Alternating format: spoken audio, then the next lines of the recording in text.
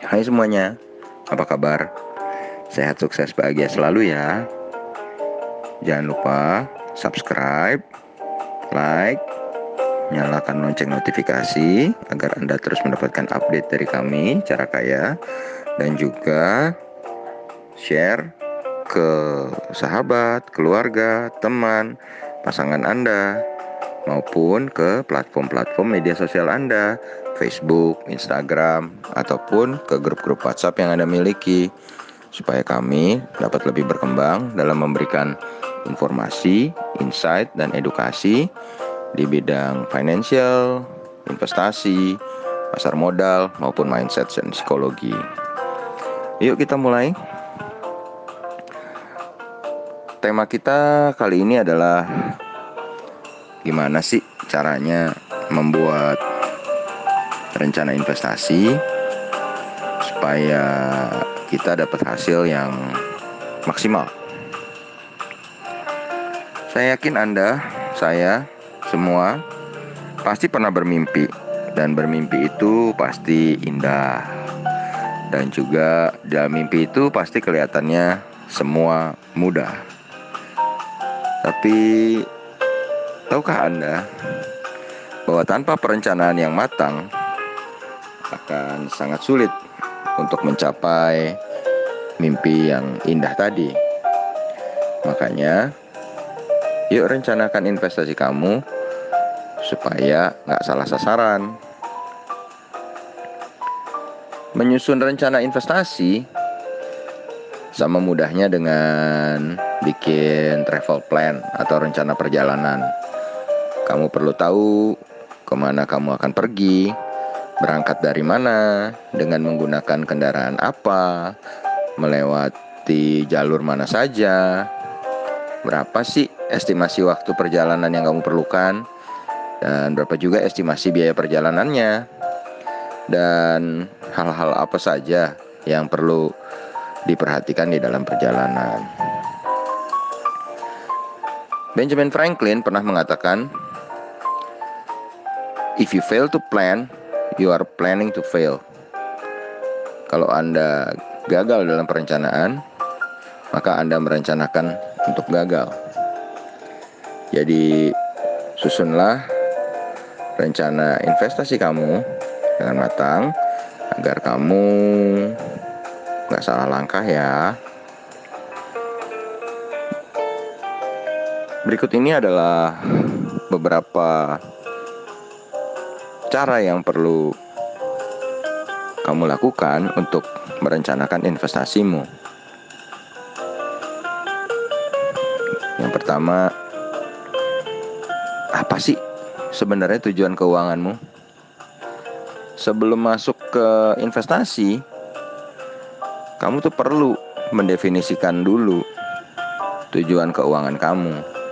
Misalnya, dana untuk pensiun, atau dana untuk melangsungkan pernikahan, dana untuk melanjutkan studi S2 misalnya, atau sekedar beli kendaraan, entah itu mobil ataupun sepeda motor.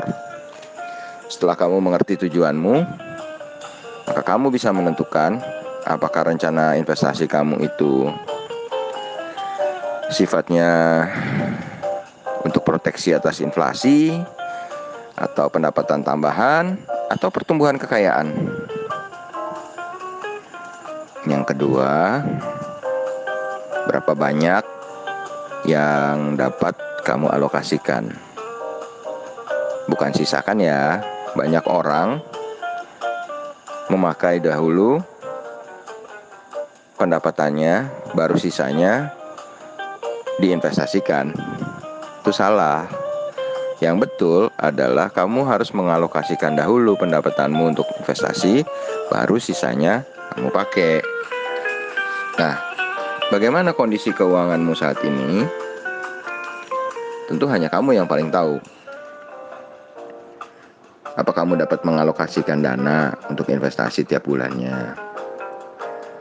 Berapa jenis produk investasi mensyaratkan adanya jumlah minimal untuk investasi? Jadi sebelum menentukan pilihan rencana investasi, cek dulu ada berapa banyak jumlah yang secara realistis dapat kamu sisihkan untuk investasi. Hal ini akan menentukan apakah kamu akan melakukan investasi dalam satu kali waktu atau yang nama kerennya lump sum, atau secara berkala, misalnya bulanan, yang kadang dipanggil dollar cost averaging. Lalu yang ketiga, kapan kamu membutuhkannya? Jadi kapan kamu membutuhkannya ini akan membentuk time frame. Jadi dari tujuan keuangan, kamu bisa mengatur jangka waktu investasi kamu. Misalnya yang pendek 0-3 tahun, jangka menengah 3-5 tahun, atau yang panjang lebih dari 5 tahun. Contohnya, jika kamu berusia 25 tahun atau ke bawah, mungkin untuk jangka pendek atau menengah, kamu akan mempersiapkan dana untuk menikah, atau untuk melanjutkan pendidikan S2, atau mungkin beli mobil baru. Sedangkan untuk jangka panjang, kamu mempersiapkan dana untuk pendidikan anak atau dana pensiun. Dengan mengatur jangka waktu investasi, kamu akan menempatkan danamu pada keranjang yang berbeda. Jadi tujuannya, jika satu keranjang dana diambil, maka tidak akan mengganggu rencana investasi kamu pada keranjang yang lain. Yang keempat, berapa besar risiko yang dapat kamu ambil? Tiap orang punya toleransi risiko dan selera risiko yang berbeda-beda. Ada orang yang sengaja mencari risiko karena menyukai tantangan dan mengharapkan hasil yang besar. Namun, ada juga orang yang konservatif yang menghindari risiko karena menyukai jaminan keamanan walaupun hasil relatif kecil. Nah, toleransi dan selera risiko itu yang membentuk risk profile atau profil risiko. Nah, berikut ini akan saya paparkan beberapa hal yang dapat mempengaruhi risk profile kamu. Yang pertama, usia. Semakin bertambah usia, orang cenderung akan lebih menghindari risiko. Lalu, status. Seorang yang masih lajang akan lebih berani mengambil risiko daripada orang yang sudah menikah. Yang berikutnya, jumlah dana. Biasanya kalau jumlah dana kamu terbatas, kamu akan semakin protektif sehingga memilih risiko yang lebih aman. Lanjutnya, periode investasi. Makin panjang jangka waktu investasi, maka risiko pasar akan semakin tinggi. Berikutnya adalah pengalaman investasi. Semakin kamu menguasai produk investasi, maka kamu tentu akan semakin berani untuk mengambil risiko. Yang terakhir adalah punya rencana keuangan. Jika kamu sudah punya rencana keuangan yang terarah, pasti kamu akan lebih berani untuk mengambil risiko. Perlu diketahui, dalam hidup ini, risiko akan hampir selalu ada dalam hal apapun yang kita lakukan. Kadang kita harus berani mengambil risiko untuk mencapai tujuan keuangan, tetapi sudah kita kalkulasi lebih dulu atau sudah kita pelajari dulu semua risiko-risikonya.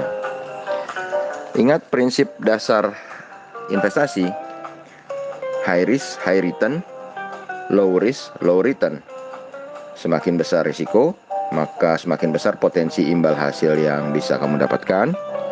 Sebaliknya, semakin kecil risiko, maka semakin kecil potensi imbal yang bisa kamu dapatkan. Tapi ingat, high risk, high return artinya risiko ada di depan. Kamu mesti lebih dahulu mempelajari risikonya, baru melihat besar kecil returnnya. Jangan hanya memikirkan return tanpa memikirkan dan mengkalkulasi faktor risikonya. Pada dasarnya, setiap produk investasi memiliki potensi risiko dan potensi pengembalian. Jadi dalam setiap potensi risiko pasti ada cara untuk mengelola risiko tersebut sehingga potensi kerugian atau kemungkinan realisasi risiko dapat kita kurangi atau minimalisir. Cara yang paling mudah meminimalisir risiko investasi adalah dengan cara diversifikasi portofolio investasi, yaitu dengan menempatkan rencana investasi kamu pada keranjang yang berbeda. Misalnya, ada keranjang untuk investasi jangka panjang dengan risiko tinggi, ada keranjang untuk investasi jangka pendek dengan risiko rendah. Lalu yang kelima, kamu sebaiknya investasi di mana? Nah, banyak orang melakukan investasi langsung pada produk yang ditawarkan.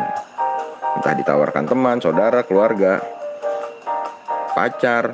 Padahal di era informasi saat ini, kamu dapat melakukan perbandingan lebih dulu sebelum mulai investasi. Coba cari beberapa perbandingan dengan produk-produk investasi yang sejenis, lalu pelajari dengan baik dan kuasai. Pelajari apa yang menjadi kelebihan dan juga kekurangan masing-masing. Jadi akan saya paparkan ya beberapa hal yang kamu harus perhatikan dalam melakukan perbandingan produk investasi. Yang pertama, berapa return atau imbal hasil yang ditawarkan.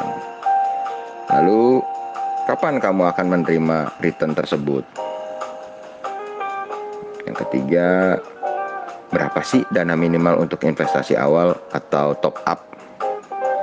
Yang keempat, berapa saja biaya yang harus kamu keluarkan untuk investasi tersebut? Apakah ada biaya-biaya di dalamnya? Yang kelima, perhatikan juga apa ada biaya tersembunyi, penalti, atau pajak atas investasi tersebut. Kemudian, bagaimana kemudahan untuk melakukan investasi awal atau top up?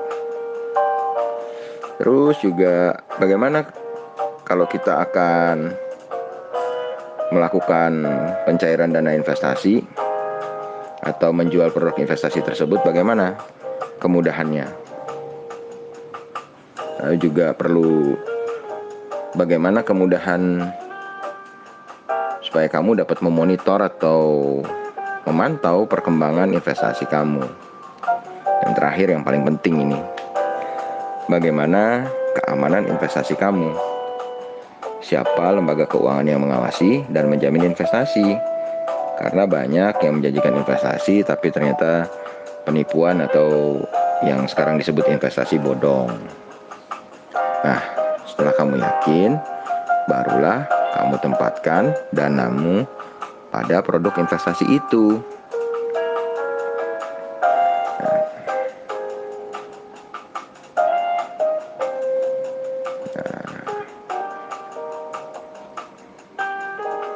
Yang terakhir adalah mengevaluasi rencana investasi secara berkala. Pengalaman adalah guru yang paling baik katanya. Tapi pengalaman yang kamu evaluasi adalah guru yang lebih berharga lagi. Jadi telusuri secara berkala rencana investasi kamu supaya kamu bisa tahu seberapa dekat kamu dengan tujuan keuanganmu yang kamu buat sendiri. Nah, tunggu apa lagi? Yuk, buat rencana investasi dari sekarang. Terima kasih banyak. Semoga bermanfaat dan dukung kami terus dalam memberikan informasi, edukasi di bidang finansial, investasi, dan pasar modal. Sehat, sukses, bahagia selalu ya.